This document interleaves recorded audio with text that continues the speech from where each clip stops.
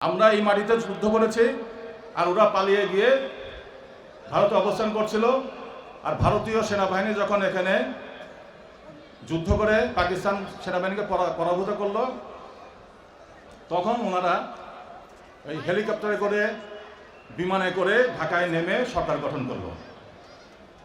সেই সরকারকে সমস্যার সমাধান করতে পেরেছিল। 1973 সনে একটা নির্বাচন দিল। সেই নির্বাচনে আমরা ন্যাশনাল আওয়ামী পার্টি অংশগ্রহণ করেছিলাম। কোন মার্কা নিয়ে? ধানের শীষ। আর আওয়ামী লীগে ছিল নৌকা। সকাল 10টার মধ্যে তারা আমাদেরকে তাড়ায় দিয়ে ব্যালট বাক্স ভরে ফেললো। তাহলে কি গণতন্ত্র থাকে? আওয়ামী লীগ গণতন্ত্রের কবর রচনা করেছিল 1973 সনে। এরপরে সেখানেই তারা থেমে থাকে নাই। রক্ষী বাহিনীর কথা মনে আছে?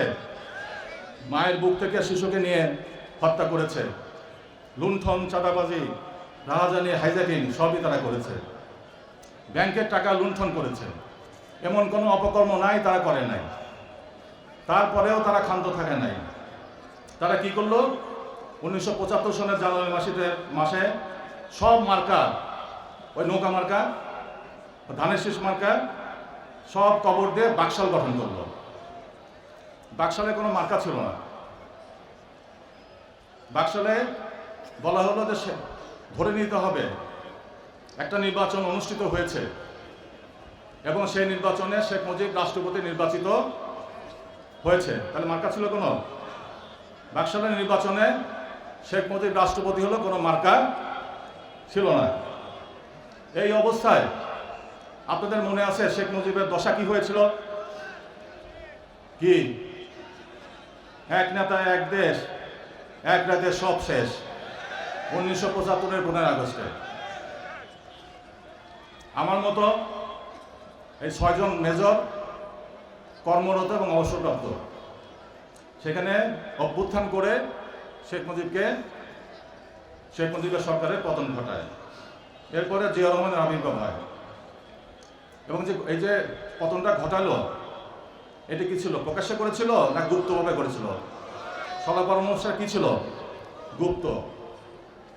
7ই নভেম্বরে শেখ মুজিবকে গণবাহিনী মুক্ত করলো কর্নেল তাহেরের নেতৃত্বে। সে গণবাহিনীটা যে বিপ্লব করলো, ওটা কি ওপেন সংগঠন ছিল, মানে প্রকাশ্য সংগঠন ছিল না গোপন সংগঠন ছিল? গুপ্ত। এরপরে প্রেসিডেন্ট জিয়া ফ্রন্ট গঠন করলেন। সে ফ্রন্ট গঠনের মধ্যে আমি ছিলাম সামরিক বাহিনীর অফিসার হিসেবে। পার্টি গঠন করলেন। সেই পার্টিতে ন্যাশনাল আওয়ামী পার্টির চেয়ারম্যান মশিউর রহমান যাদু মিয়াকে, ওই পার্টি আমি করতাম। আমি বলি যে মার্কাটা প্রেসিডেন্ট জিয়ার হাতে তুলে দেন এবং ন্যাপের পতাকাটা তুলে দেন। এই হলো ধানের শীষের আগমন বিএনপির। কোথা থেকে কোথায় আসলো মার্কা? 54 নৌকা, 64 হারিকেন, 70 নৌকা, 73 ধানের শীষের নৌকা, আর বাকশালের সব মার্কা শেষ। 79 এসে হলো ধানের শীষ আর নৌকা। 81 সনে জিয়া রহমান নিহত হওয়ার পরে তারপরে সামরিক শাসন জারি হয়। কি কারণে সামরিক শাসন জারি হয়েছিল সব আপনারা জানেন। ওই সময়ে জিয়া রহমান নিহত হওয়ার পরে বিএনপির এমন কোনো কুকীর্তি নাই, করে নাই। চাঁদাবাজি, রাজনীতি এখন তো দেখছেন না, ওইটা ওই সময় করেছিল। তার পরিণতিতে সামরিক শাসন জারি হয়। সামরিক শাসন জারি হওয়ার পরে 90-তে একটা আন্দোলন হয়, বলে গণঅভ্যুত্থান। সেখানেও কিন্তু গুপ্ত কাজ ছিল। সামরিক বাহিনীর অফিসাররা গোপনে যেন এরশাদের সরকার হটানোর জন্য গোপনে তারা কর্মকাণ্ড করে। সেই কর্মকাণ্ডের কারণে 90-এর গণঅভ্যুত্থান হয়। 1991 সনে বিএনপি যে ক্ষমতায় আসলো, বিএনপি কি এককভাবে ক্ষমতা আসতে পেরেছিল? কার সাহায্য লেগেছিল? দাঁড়িপাল্লার। তারপরে 140টা সিটে বিএনপি জয়ী হয়েছিল এবং 10টা সিট জামাত প্রকাশ্যে দিয়েছিল। 140টা যে সিট পেল, ওটা গুপ্ত কাজ ছিল, ওটার মধ্যে আমিও ছিলাম। তাহলে সবই তো গুপ্ত। 2001-এ ক্ষমতা আসলো কিভাবে? 4 দল গঠন করলাম। সেই 4 দল গঠনের প্রক্রিয়ার মধ্যে আমি ছিলাম। সেই 4 দলের নির্বাচনে 2001-এ আমি চৌহালি এবং সাদাতপুরের অংশে নির্বাচিত হই। 2008-এ এখানে আপনাদের কাছে ভোট চাইতে এসেছিলাম। 2014 পর্যন্ত এই দাঁড়িপাল্লা আর ধানের শীষ ঠিক ছিল। 2015-এর পরে বিএনপির মাথায় ভূত চাপলো যে জামাতে ইসলামকে সরাতে হবে। ওরা যুদ্ধাপরাধী, ওরা পাকিস্তানের পক্ষে, ওরা এই সমস্ত দালাল, এই সমস্ত। তার পরিণতিতে কী হলো? জামাতের আমির মতিউর রহমান নিজামী সাহেবের ফাঁসি হলো 2016 সনে। এমনিভাবে অন্যান্য নেতাদের ফাঁসি হয়ে গেল। আর বিএনপি কী বলল? প্রতিবাদ করেছিল, অথচ ক্ষমতায় কারা নিল? তার জামাতে ইসলাম। 1979 সনে ইসলামী শক্তি প্রেসিডেন্ট জিয়াকে সহায়তা করেছিল। 1991-তে, 2001-এ, 2008-এ। তারপরে বিএনপি জামাত ইসলামের নেতাদের ফাঁসির কাস্টে ঝোলানো থেকে যে আন্দোলন করতে হয়, সে আন্দোলন করে নাই।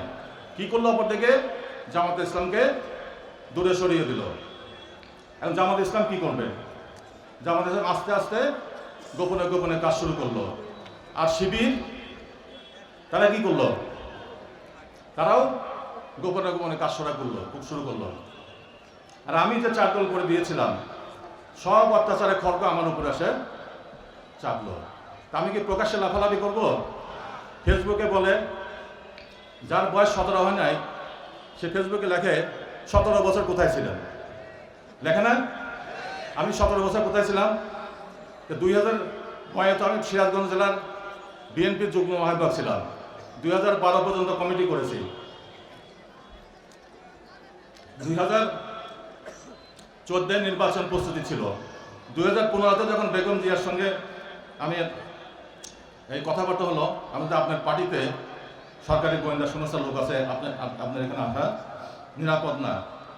তাই সেখানে আমরা সবাই কি হলাম? জামাত ইসলাম ধীরে ধীরে গুপ্ত হলো, শিবির গুপ্ত হয়ে গেল। দেশের স্বার্থে কাজ করার জন্য সকলে গোপনে কাজ শুরু করলো। এটাই নিয়ম। ফ্যাসিবাদ স্বৈরাচারের বিরুদ্ধে প্রকাশ্যে আন্দোলন করে পতন ঘটানো যায় না। পৃথিবীর কোথাও এই ঘটনা ঘটে নাই। ভিয়েতনামে, কম্বোডিয়ায়, লাওস, রাশিয়ায়, চীনে, সব জায়গায় গোপন সংগঠনের মাধ্যমেই বিপ্লব সংগঠিত হয়েছে। 2024-এর ছাত্রনেতারা যেটা করেছিল, ওটাও বিপ্লব, ওটাও গোপন সংগঠন ছিল প্রথমে, পরে প্রকাশ্যে এসেছে। তার পিছনে ছিল কারা? ওই যে গুপ্ত বলে না, শিবির পিছনে ছিল। শিবির যদি সমর্থন না দিত, 2024-এর গণঅভ্যুত্থান অথবা বিপ্লব হতো? তাহলে গুপ্ত বলে কি লাভ? যারা গুপ্ত বলে তাদের লেখাপড়া নাই। তারা আমি যে কথাগুলো বললাম, এই ইতিহাস তারা জানে না। কোনো বক্তৃতা শুনেছেন আমি যেগুলো বললাম? তারা বলেছে কখনো? তারা আপনারা ইন্টারনেটে দেখেন, এগুলো সব তথ্যখানে আছে, কিন্তু তাদের এগুলো জানা নাই। যে কারণে বিএনপি 20 বছর ক্ষমতা আসতে পারে নাই। এখন ওই বিপ্লব করলো ছাত্রদের নেতৃত্বে, আমরা সহায়তা করলাম। আমরা সামরিক বাহিনীর অবসরপ্রাপ্ত অফিসাররা আমরা মাঠে নামলাম, কিন্তু এর ফসল লুটলো কে? এর ফসল কে লুটলো? 1.5 বছর কি করেছে? 1.5 বছর তারা কি করলো? খায়দায় করিমালি মুঠায় জব্ব। বিপ্লব করলাম আমরা ছাত্ররা, আর চাঁদাবাজি করে কোটিপতি হলো কারা? এখন আগামী 12ই ফেব্রুয়ারিতে ওই যে চাঁদাবাজি যারা করেছে, কোটি কোটি টাকার মালিক হয়েছে, তাদের কি ছেড়ে দেবেন আবার এগুলো করার জন্য? সে কারণেই আমাদের অধ্যক্ষ মোহাম্মদ আলী আলম সাহেব দাঁড়িপাল্লায়, ওনার বিজয়, ওনার এই মার্কায় আপনারা ভোট দিয়ে বিজয় করবেন এবং এই বিজয়কে সুসংহত করার জন্য আপনারা জানেন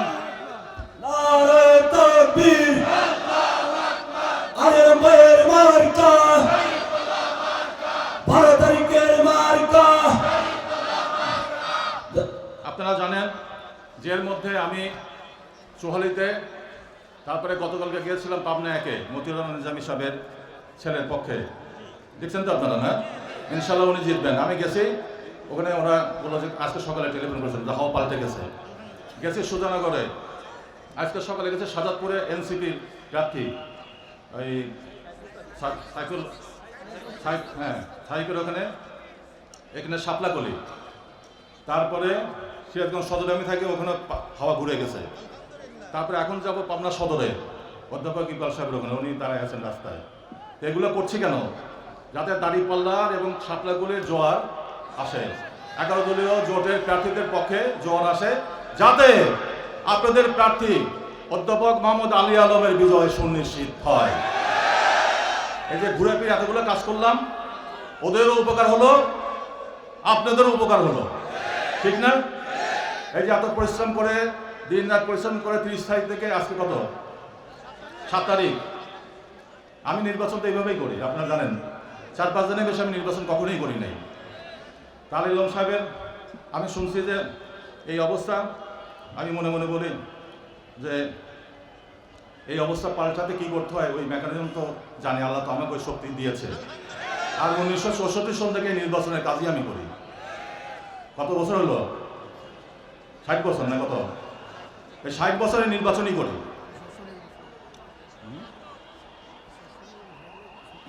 প্রশাসন নিরপেক্ষ থাকবে। আর কারা ভোট কাটার কথা বলে, প্রশাসনের ভয় দেখায় যারা দুর্বল, যাদের কোনো সমর্থন নাই। আমরা কি প্রশাসন করি? আমরা কি ভোট কাটার কথা বলি? আমরা কি মানুষের সঙ্গে দুর্ব্যবহার করি? আমরা কি তাতে টাকুমাকু চুরি করি?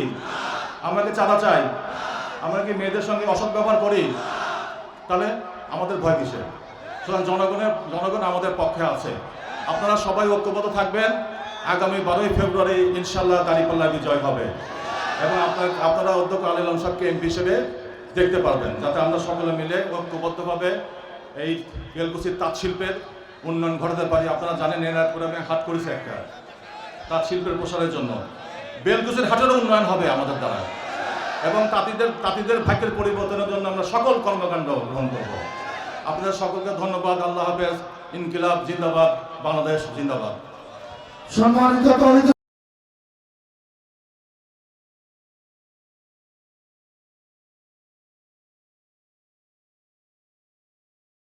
আমি তো মুখে মুখে বলি না যে এটা করবো এটা করবো, আমি পরে যা বলি ইনশাল্লাহ তাই করি।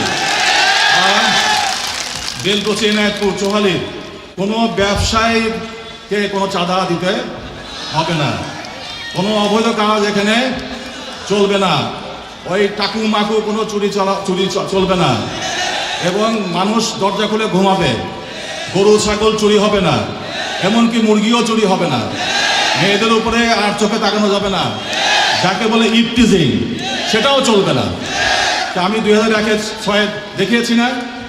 তাহলে আমাদের এই 2 প্রার্থী বিজয়ী হলে, আর আমি যদি পাশে থাকি, পারবে কেউ? এই সমস্ত সন্ত্রাসী চাঁদাবাজি যারা করে, যে সন্ত্রাসী, তাদের 20 দাঁত এবং দাঁত আমি চিনি সবগুলো। 20 দাঁত কিভাবে ভেঙে দিতে হয় প্রশাসনিক এবং আইনের মাধ্যমে, সেটা আমার জানা আছে। এবং আইনের 5টি ডিগ্রি নিয়েছি আমি। ওই ব্যারিস্টার পড়ার জন্য ইউনিভার্সিটি অফ লন্ডন, এখানে LLB 2টা, তারপরে কি ওইটা ইন্টার্নশিপ, এগুলো আমার আইনের। আর আমার প্রশাসনিক ক্ষমতা, সব আইনি ক্ষমতা এবং প্রশাসনিক ক্ষমতা সবই এদের বিরুদ্ধে, চাঁদাবাজদের বিরুদ্ধে প্রয়োগ করা হবে। এবং আমরা সকলে ঐক্যবদ্ধ থেকে এই এলাকার উন্নয়ন করব, যাতে আপনারা শান্তিতে ব্যবসা বাণিজ্য করতে পারেন, শান্তিতে বসবাস করতে পারেন। সাজাদপুর নির্বাচন এলাকার সংসদ সদস্য পদপ্রার্থী, এনসিপি থেকে মনোনীত প্রার্থী সাহেব মুস্তাফিজ, এবং 11 দলীয় জোটের নেতৃবৃন্দ, কর্মীবৃন্দ এবং ভাইয়েরা আমার, আসসালামু আলাইকুম। পিছন থেকে শোনা যায়? এদিক থেকে শোনা যায়? এদিক থেকে শোনা যায় না? আজকে আমরা একটি গুরুত্বপূর্ণ সময়ে এখানে উপস্থিত হয়েছি। আপনারা জানেন 24-এর যে বিপ্লব অনুষ্ঠিত হলো, এই বিপ্লব প্রথম এবং শেষ বিপ্লব বাংলাদেশে নয়।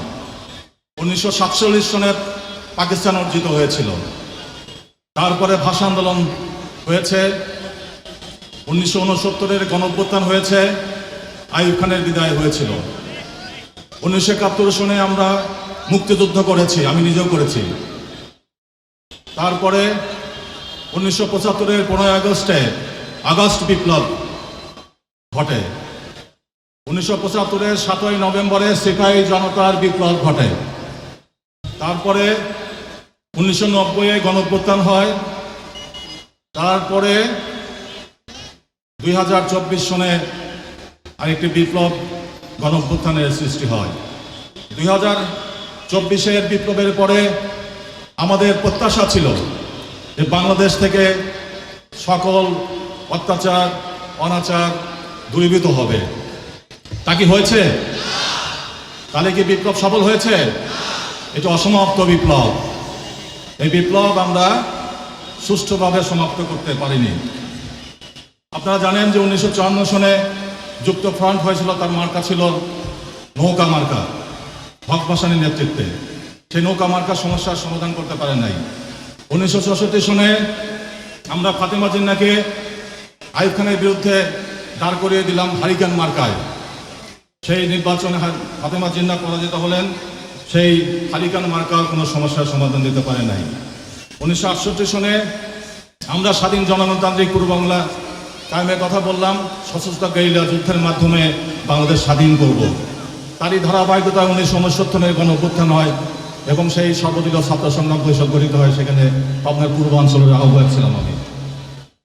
1970-এর নির্বাচনের পরে আরেকটি নির্বাচন হয় 1973 সনে।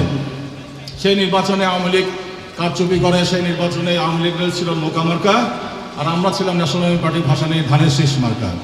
সেই নির্বাচনে কারচুপি করার পরে বাকশাল সৃষ্টি হয়। সেই বাকশালে কোনো মার্কা ছিল না।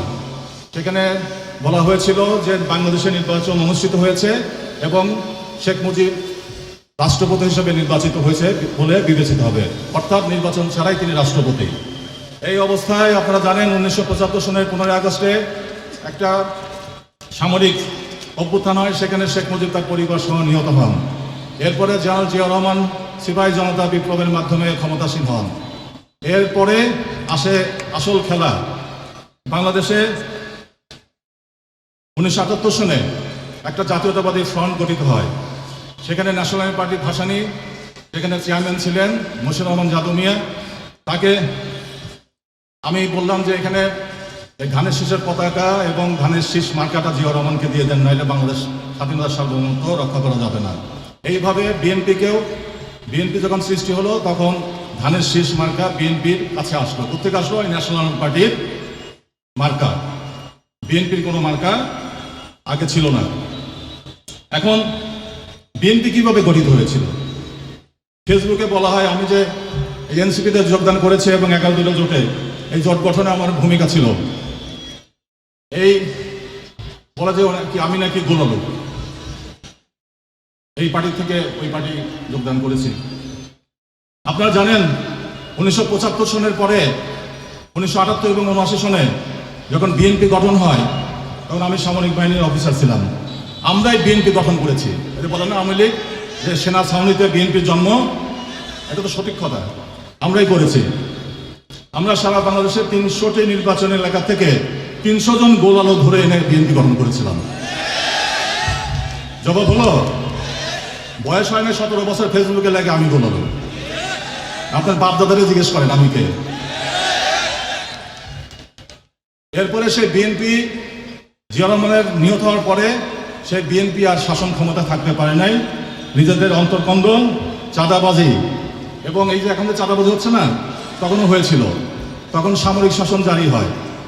সামরিক শাসন জারি হওয়ার পরে 1990 সনে আরেকটি গণঅভ্যুত্থান হয়। সেই অভ্যুত্থানের পরে বিএনপি নির্বাচন করে এবং জামাতে ইসলাম নির্বাচন করে আলাদাভাবে। আমরা হিসাব করে দেখলাম যে আলাদা নির্বাচন করলে বিএনপি ক্ষমতা আসতে পারবে না। তখন আমরা মেকানিজম করলাম যে জামাতের যারা ভালো ক্যান্ডিডেট এবং বিএনপি যারা ভালো ক্যান্ডিডেট এর সমন্বয় করতে হবে। সেই প্রক্রিয়ার মধ্যেও আমিও ছিলাম এবং সেইভাবে বিএনপি 190 আসন পেল। তারপরে নাজের থাকলো কয়টা? 10টা। সমর্থন দিয়েছিল কে? জামাতে ইসলাম। মার্কা কি ছিল? দাঁড়িপাল্লা। আর বিএনপির মার্কা কি ছিল?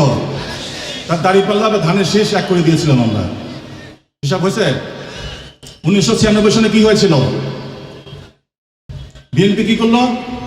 জামাতকে দূরে সরিয়ে দিল, বলে যে এরা ভালো না। এটা কি? বেশি বেশি ইসলামের কথা বলে। এরা কি ৭১ মুক্তিযুদ্ধের সময় বিরোধিতা করেছিল। তারপরে কি রেজাল্ট হয়েছিল? ৯৬ নির্বাচনে বিএনপি জিতেছিল ১১৭ আসন। আমি বেগম খালেদা জিয়াকে বললাম, আপনি যে আওয়ামী লীগকে ক্ষমতা আনলেন, আমরা তো আওয়ামী লীগকে দূরে সরিয়ে রেখেছিলাম ২১ বছর, তা আপনাকে আমরা কায়দা কৌশলে প্রধানমন্ত্রী করলেন, আপনারা আমাদেরকে আওয়ামী লীগ উপহার দিলেন।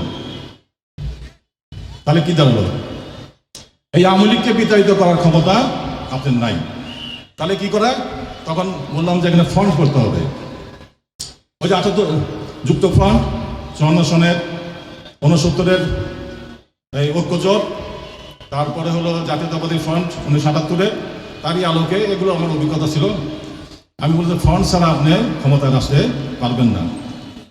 সেখানে আমরা ৪ দলীয় জোট করলাম। ৪ দলীয় জোটে কারা কারা ছিল? আওয়ামী লীগ ছিল না, আওয়ামী লীগের বিরুদ্ধে ৪ দলীয় জোটে বিএনপি ছিল, এর সাথে জাতীয় পার্টি ছিল, জামাত ইসলাম ছিল এবং ইসলামী ঐক্যজোট ছিল। এই ছিল ৪ দল। মার্কা কি ছিল? এই জামাত ইসলামের দাঁড়িপাল্লা, আর বিএনপির এই ধানের শীষ প্রতীক নিয়ে আপনাদের এখানে আমি এসেছিলাম, মনে আছে? কোন সনে? ২০০১-এ। আর পাবনা ১-এ গিয়ে আমি কার ভোট চাইতাম? দাঁড়িপাল্লা। ২০০৮-এ এখানে আমি কোন মার্কা নিয়ে নির্বাচন করলাম? ধানের শীষ। আর ওখানে দাঁড়িপাল্লা। ২০১৪ পর্যন্ত এটা ঠিক ছিল, দাঁড়িপাল্লা এবং ধানের শীষ একত্রে। এরপরে কি হলো?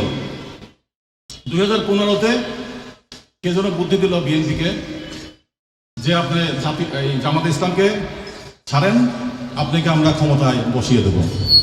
কারাই বুদ্ধি দিল জানেন? কে বলতে পারবে? হ্যাঁ, ভারত।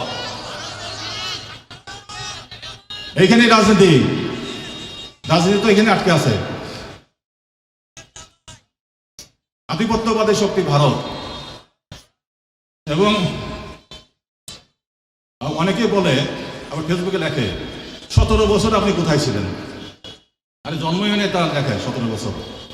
২০০৮-এর পরে ২০০৯ সিরাজগঞ্জের বিএনপির আমি যুগ্ম আহ্বায়ক ছিলাম না, জেলা কমিটি করেছি, দিনাজপুর কমিটি করার জন্য আসছিলাম না।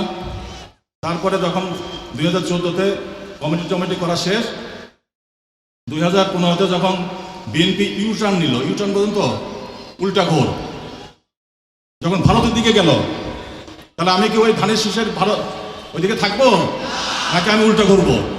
বিএনপি যদি উল্টা ঘোরে তাহলে আমিও কি করব? উল্টা ঘুরবো। ঠিক আছে না রাজনীতি? তখন দেখা গেল যে বিএনপি ক্ষমতা আসতে পারবে না এই রাজনীতি করে। তখন আমরা কি হলাম? আমরা হলাম গোপনে গেলাম, গুপ্ত। ওই নেতা বলে কি এরা সবাই গুপ্ত। জামাতে ইসলামকে বুদ্ধি দিলাম গুপ্ত হন, শিবিরও গুপ্ত হয়ে গেল। আমরা যারা জাতীয়তাবাদী শক্তি আমরা সব গুপ্ত হয়ে গেলাম। গুপ্ত মানে কি?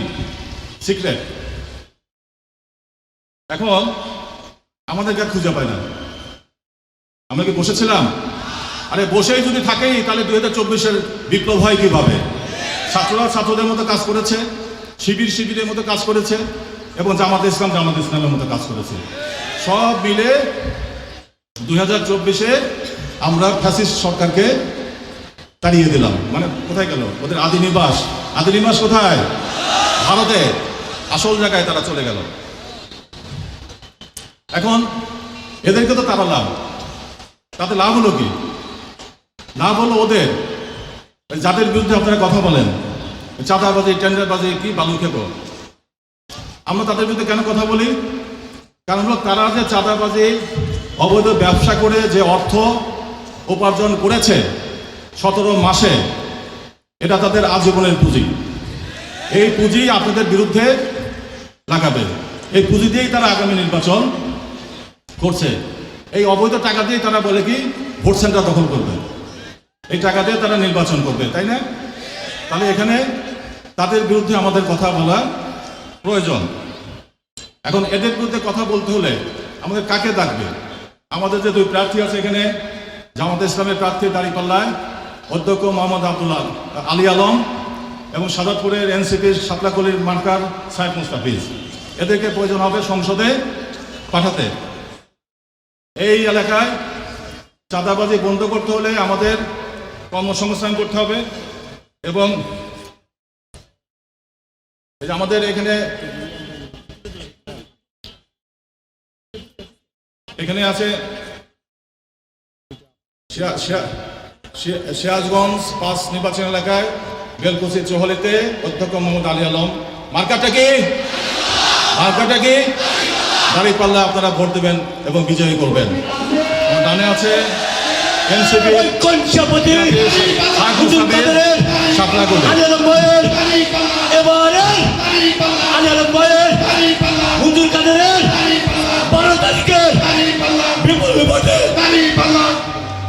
আপনারা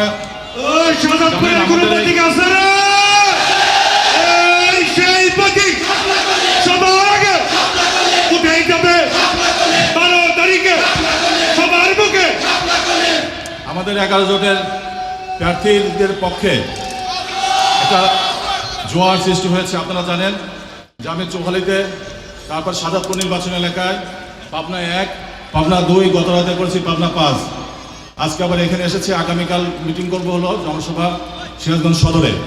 এর মাধ্যমে ভোটের আবহাওয়া পরিবর্তিত হয়েছে না? আমাদের 11 জোটের প্রার্থীদের পক্ষে জনমত তৈরি হচ্ছে। তারপরে আজকে এসেছে এখানে, মানে অর্থাৎ আমি চারদিক দিয়ে ঘেরাও দিয়েছি যাতে অন্য আমাদের প্রতিপক্ষের মার্কার কোনো ঢেউ আমাদের উপরে এসে না পড়ে। এখন আমাদের 11 দলীয় প্রার্থীদের মার্কার ঢেউ এখানে এসে আসছে, পড়ছে এবং ইনশাআল্লাহ বিজয়ী হব। বিজয়ী হলে আমরা কি করব? আপনারা জানেন যে এই ইনায়েতপুরে আমি একটা হাট নির্মাণ করেছি। বেলকুচি থেকে ইনায়েতপুর পর্যন্ত তাঁত শিল্পের উন্নয়নের জন্য এখানে আমরা রাস্তার 2 ধারে অসংখ্য শিল্প কারখানা গড়ে তুলব। বেলকুচির হাটের উন্নয়ন যেভাবে ইনায়েতপুরে যেভাবে করেছি, তাঁতিদের জন্য বেলকুচির হাটের আমরা উন্নয়ন করব। কি বিশ্বাস হয়? আর আমি করে দেখিয়েছি। আমি তো মুখে মুখে বলি না যে এটা করবো এটা করবো, আমি করে যা বলি ইনশাল্লাহ তাই করি। আর বেলকুচি, ইনায়েতপুর, চৌহালির কোনো ব্যবসায়ীকে কোনো চাঁদা দিতে হবে না, কোনো অবৈধ কাজ এখানে চলবে না, ওই টাকু মাকু কোনো চুরি চলবে না, এবং মানুষ দরজা খুলে ঘুমাবে, গরু ছাগল চুরি হবে না, এমনকি মুরগিও চুরি হবে না, মেয়েদের উপরে আর চোখে তাকানো যাবে না, যাকে বলে ইপটিজিং সেটাও চলবে না। তা আমি 2001-6 দেখিয়েছি না? তাহলে আমাদের এই 2 প্রার্থী বিজয়ী হলে, আর আমি যদি পাশে থাকি, পারবে কেউ? এই সমস্ত সন্ত্রাসী চাঁদাবাজি যারা করে, যে সন্ত্রাসী, তাদের 20 দাঁত এবং দাঁত আমি চিনি সবগুলো। 20 দাঁত কিভাবে ভেঙে দিতে হয় প্রশাসনিক এবং আইনের মাধ্যমে, সেটা আমার জানা আছে। এবং আইনের 5টি ডিগ্রি নিয়েছি আমি। ওই ব্যারিস্টার পড়ার জন্য ইউনিভার্সিটি অফ লন্ডন, এখানে LLB 2টা, তারপরে কি ওইটা ইন্টার্নশিপ, এগুলো আমার আইনের। আর আমার প্রশাসনিক ক্ষমতা, সব আইনি ক্ষমতা এবং প্রশাসনিক ক্ষমতা সবই এদের বিরুদ্ধে, চাঁদাবাজদের বিরুদ্ধে প্রয়োগ করা হবে। এবং আমরা সকলে ঐক্যবদ্ধ থেকে এই এলাকার উন্নয়ন করব, যাতে আপনারা শান্তিতে ব্যবসা বাণিজ্য করতে পারেন, শান্তিতে বসবাস করতে পারেন এবং বাংলাদেশ বিনির্মাণে আপনারা অংশগ্রহণ করতে পারেন। আপনাদের সকলকে ধন্যবাদ। ইনকলাব জিন্দাবাদ, বাংলাদেশ জিন্দাবাদ। আল্লাহ হাফেজ।